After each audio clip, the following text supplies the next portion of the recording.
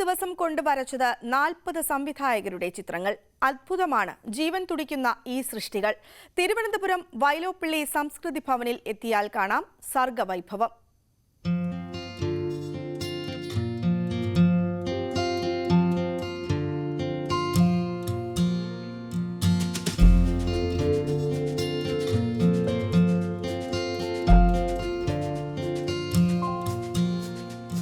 നമസ്കാരം, ഞാൻ ശ്യാം ഗോപാൽ ആചാര്യ.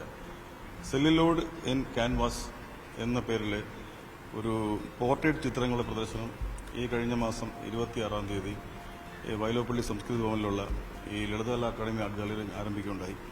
അപ്പോൾ ബേസിക്കലി എല്ലാവരും ചോദിച്ചു എന്തുകൊണ്ടാണ് സിനിമാ സംവിധായകരുടെ ചിത്രങ്ങൾ വരയ്ക്കാൻ തിരഞ്ഞെടുത്തു എന്നുള്ളത് ചോദിക്കുമ്പോൾ ബേസിക്കലി ഞാൻ 94-ൽ തിരുവനന്തപുരം ഫൈൻ ആർട്സ് കോളേജ് കഴിഞ്ഞു.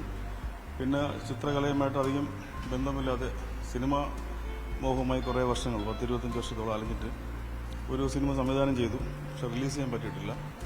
ആ സമയത്താണ് വീണ്ടും ചിത്രത്തിലൂടെ തിരിച്ചു വരുന്നത്. അപ്പോൾ ഞാൻ നോക്കുമ്പോൾ മലയാള സിനിമയുടെ പിതാവ് എന്നറിയപ്പെടുന്ന JC ഡാനിയൽ മുതൽ ഇന്ന് കണ്ടംപററി ആയിട്ടുള്ള സംവിധായകരിൽ ഒരു 40ഓളം പേരെ വേറെ മാനദണ്ഡത്തിലൊന്നുമല്ല, എനിക്ക് സൗകര്യം കിട്ടിയപ്പോൾ വരയ്ക്കാൻ പറ്റിയ ചിത്രങ്ങൾ സെലക്ട് ചെയ്തിട്ട് ഒരു 10-18 ദിവസത്തെ ഗ്യാപ്പിലാണ് ഇത്രയും ചിത്രങ്ങൾ ഞാൻ ചെയ്തത്. കാരണം വേറൊന്നുമില്ല, നമുക്ക് ഗാലറി കിട്ടുന്ന അവൈലബിലിറ്റി കുറച്ച് പ്രശ്നമായിരുന്നു.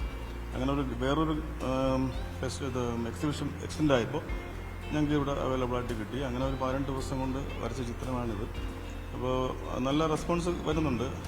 സിനിമാ മേഖലയിലുള്ള ഡയറക്ടേഴ്സും പ്രൊഡ്യൂസേഴ്സും പിന്നെ അല്ലാത്ത ചിത്രകാരന്മാരും ഒക്കെ കൊണ്ട് നമുക്കിപ്പോൾ വീണ്ടും നമ്മൾ 15-ാം തീയതി വരെ, കഴിഞ്ഞ 3-ാം തീയതി വരെ ആയിരുന്നു, അത് കഴിഞ്ഞിട്ട് കഴിഞ്ഞ 8-ാം തീയതി വരെ നീട്ടി. ഇപ്പോൾ വീണ്ടും 15-ാം തീയതി വരെ, ഈ മാസം 15-ാം തീയതി വരെ നമ്മൾ നീട്ടിയിരിക്കുകയാണ്. നല്ല തിരക്കും കാര്യങ്ങളും നല്ല എൻക്വയറിയൊക്കെ വരുന്നുണ്ട്. അപ്പോൾ ഫ്യൂച്ചറിൽ നമുക്ക് എറണാകുളത്ത് അക്കാദമി ഗാലറിയിൽ ഇതിൻ്റെ കുറച്ചുകൂടി വിപുലമായിട്ടൊരു ഷോ അടുത്ത മാസം നടത്താനുള്ള ഉദ്ദേശത്തിലിരിക്കുകയാണ്. ഒരു 40, ഇപ്പം 40, കാര്യം ലിസ്റ്റിൽ 70ഓളം ഉണ്ട്. പക്ഷെ എനിക്ക് 18 ദിവസം കൊണ്ട് ഇത്രയും ചെയ്യാൻ പറ്റിയിട്ടില്ല. ഒരുപാട് ഇടയ്ക്ക് ചേർക്കേണ്ടതുണ്ട്. ഇപ്പോൾ അടുത്ത എക്സിബിഷൻ ഞങ്ങൾ അതെല്ലാം ഫില്ല് ചെയ്തിട്ടായിരിക്കും ചെയ്യുന്നത്. അല്ല, ഇതിപ്പോൾ ഫസ്റ്റ് JC ഡാനിയൽ മുതൽ സുബ്രഹ്മണ്യം സാർ, കുഞ്ചാക്കോ, അങ്ങനെ ലെജൻഡായിട്ടുള്ള പഴയ ഒരുപാട് ഡയറക്ടേഴ്സ് വേറെ ഉണ്ട്, ഇല്ലെന്നില്ല. നമുക്ക് ലെജൻഡ് എന്ന് പറയുന്ന അവാർഡ് വിന്നേഴ്സൊക്കെ ഉണ്ടല്ലോ, അവരിൽ കുറേ പേരെ സെലക്ട് ചെയ്തിട്ട് അങ്ങനെ ചെയ്യുന്നതേ ഉള്ളൂ. ബേസിക്കലി ഞാൻ പറഞ്ഞല്ലോ, ഞാനൊരു സിനിമ മോഹിയാണ്. സംവിധായകനാകാൻ വേണ്ടിയിട്ട് ഒരുപാട് വർഷം അതിന് പുറകെ അലഞ്ഞാണ്. ഒരു പടം ചെയ്തു. പിന്നെ കണ്ടംപററി ആയിട്ടുള്ള മറ്റു ആർട്ടിലോട്ടും അബ്സ്ട്രാക്റ്റിലോട്ടൊന്നും പോകാനുള്ള ഒരു മാനസികാവസ്ഥയിലല്ല, നമ്മൾ ഫിലിമാണ് മെയിനായിട്ട്.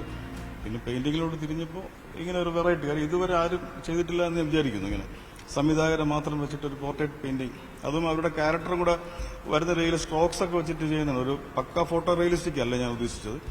സ്ട്രോക്ക് കൊണ്ട് അവരുടെ ക്യാരക്ടേഴ്സ്, പിന്നെ ഒരു പടം തന്നെ അല്ല ഞാൻ റെഫർ ചെയ്തത്. ബേസിക്കലി ഒരു പടം റെഫർ ചെയ്തിട്ട് ബാക്കി പടങ്ങൾ അവരുടെ ക്യാരക്ടറും ഓരോ റിങ്കിൾസും കാര്യങ്ങളൊക്കെ അബ്സോർബ് ചെയ്ത് അങ്ങനെയാണ് ചെയ്തത്. മീഡിയം ഓയിലാണ്. ബേസിക്കലി 90% ഓയിലാണ്. പിന്നെ പെട്ടെന്ന് ബാക്ക്ഗ്രൗണ്ടൊക്കെ ഞാൻ കുറച്ച് അക്രലിക് ഉപയോഗിച്ചിട്ടുണ്ട്. മെയിൻലി ഓയിലാണ് മീഡിയം.